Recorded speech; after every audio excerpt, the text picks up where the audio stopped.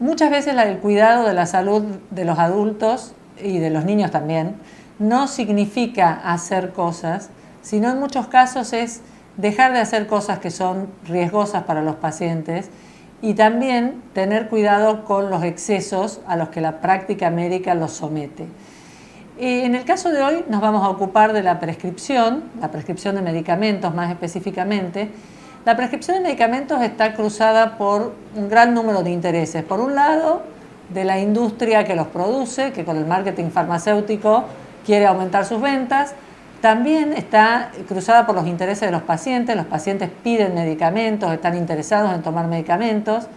Nosotros los médicos tenemos una educación médica muy farmacocéntrica, muy centrada en los fármacos, pero además nos cuesta tolerar la incertidumbre y esa falta esa mezcla de temores, falta de habilidades de comunicación o falta de tiempo en la consulta, muchas veces es llenado con una prescripción. Entonces, en medio de todo esto, una buena guía para hacer una prescripción adecuada es guiarnos por los principios de la bioética. Si ustedes lo recuerdan, el principio de beneficencia significa que lo que vamos a ofrecerle al paciente realmente lo beneficia. Y este es uno de los principios que los médicos tenemos más claros y además los trabajos de investigación en general tienen como outcome principal evaluar beneficios de alguna terapéutica o de alguna práctica diagnóstica, entonces suele ser lo que tenemos más claro. El principio de no maleficencia implica estar seguro que lo que vamos a hacerle al paciente no lo va a dañar o que la ecuación de los beneficios contra los riesgos da a favor del beneficio. Y lamentablemente esto no siempre lo tenemos tan claro porque los trabajos de investigación generalmente usan de outcome principal o de resultado principal la beneficencia y no los riesgos de una práctica. Entonces muchas veces los datos que tenemos para evaluar esa ecuación no están equilibrados, están mucho más claros los beneficios que los riesgos. El principio de autonomía implica que un paciente que está informado de los beneficios y de los riesgos, tomando en cuenta sus valores y sus preferencias, elige qué es lo que quiere hacer para su salud. Y lamentablemente este principio los médicos lo pasamos por encima con mucha frecuencia. Y el otro principio es el principio de justicia, que implica que todo paciente va a recibir la medicación que necesita y que los recursos de salud van a ser distribuidos equitativamente en la población. Y lamentablemente esto no se cumple con frecuencia porque en todas las poblaciones, no solo argentinas, sino de todo el mundo, se ve que habitualmente la gente que tiene mayor poder adquisitivo es la que más recursos de salud consume, mientras que los que no tienen acceso a la salud tienen mayor mortalidad y menos consumos de recursos. Entonces, al momento de prescribir, tener en cuenta estos principios de la bioética es una buena manera de hacer una prescripción adecuada.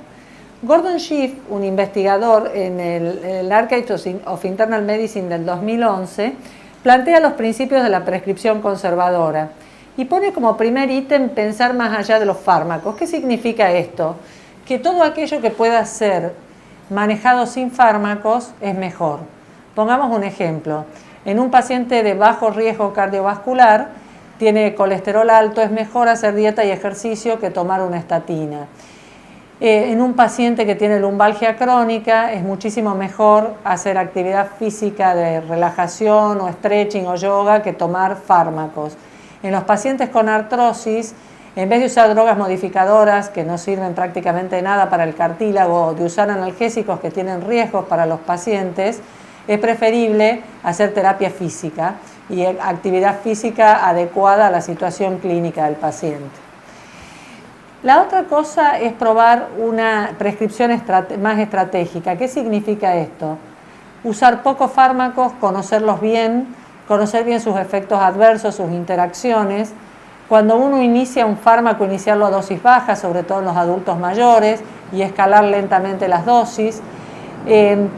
Tener en cuenta las características clínicas de ese paciente para que no haya una interacción fármaco-enfermedad y también las interacciones con los demás fármacos.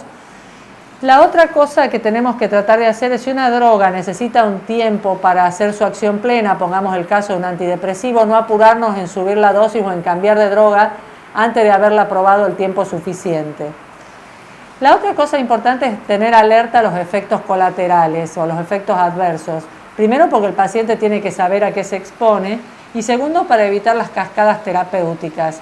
Típicamente una cascada terapéutica es tratar el efecto colateral de una droga con otro fármaco, asumiendo que es un síntoma propio del paciente. En los adultos multimórbidos, los mareos, las caídas, el decaimiento, muchas veces se tratan o se estudian como si fueran patologías, cuando en realidad son efectos adversos de medicaciones. La otra cosa importante es ser precavidos y escépticos con las drogas nuevas. ¿Por qué? Porque las drogas nuevas no siempre son una ventaja sobre las terapias previas. Hay drogas que son una copia o una evolución de lo previo, pero sin grandes beneficios. Y además, cuando se aprueba una droga, si bien se sabe que sirve para lo que se supone que tiene que servir, porque si no, no se la aprobaría, se estudian sobre poblaciones muy seleccionadas, poblaciones generalmente muy sanas o de determinadas características, con muchos pacientes que quedan excluidos de los estudios, y además seguidas muy de cerca. Entonces, cuando ese fármaco se vende en forma masiva, muchas veces los pacientes que usan esos fármacos son distintos a las poblaciones estudiadas y aparecen efectos adversos que estaban desconocidos al principio del uso de la droga. Por eso dejar pasar por lo menos 2 años antes de usar una droga nueva, si hay una alternativa terapéutica, es de buena práctica. Y otra cosa importante es evitar basarse, es decir, no elegir fármacos cuando los estudios se basan en outcomes subrogados y no en outcomes duros. Pongamos un ejemplo. Un resultado subrogado es bajar el colesterol, bajar la glucemia. Un resultado duro significa que reduce eventos cardiovasculares o reduce mortalidad. Una droga que solo baja una cifra no nos sirve tanto. Una droga que reduce eventos sí. Entonces, tratar de pedirles a los estudios que los resultados sean resultados importantes para el paciente. La otra cosa importante es trabajar con una agenda compartida con el paciente. El paciente tiene que saber qué va a tomar, por qué lo va a tomar, cuánto tiempo lo tiene que tomar, de qué manera, si antes o después de las comidas. La única prescripción que funciona es la que está bien hecha y la que el paciente entiende y acepta recibir. Y finalmente, tratar de considerar los impactos a largo plazo. Pongamos un caso paradigmático, que es el tema de los antibióticos. Ustedes saben que hay muy pocas patologías que realmente necesitan antibióticos. De la patología vía aérea superior, en pacientes sin riesgo aumentado, prácticamente ninguna necesita antibióticos, algunas sinusitis, pero no todas, casi ninguna. Y no podemos recetar un antibiótico sin pensar en el problema enorme que tenemos con la resistencia antibiótica. Estos serían los principios de la prescripción conservadora, pero quiero hacer una consideración más sobre lo que es la prescripción en los adultos mayores. Los adultos mayores en general están subrepresentados en los trabajos de investigación y muchas veces se hacen extrapolaciones a la población adulta mayor de pacientes más jóvenes. A nosotros no se nos ocurriría medicar a un niño en base a un estudio de un adulto, pero sin embargo, de un adulto joven. Sin embargo, medicamos adultos mayores en base a estudios de adultos jóvenes, que son poblaciones mucho más sanas, con más expectativa de vida, sin comorbilidad, que tienen funciones fisiológicas renales y hepáticas que implican un metabolismo de las drogas mejor que el de los adultos mayores, y por eso es que 1 cada 5 prescripciones en los adultos mayores en atención primaria es inapropiada.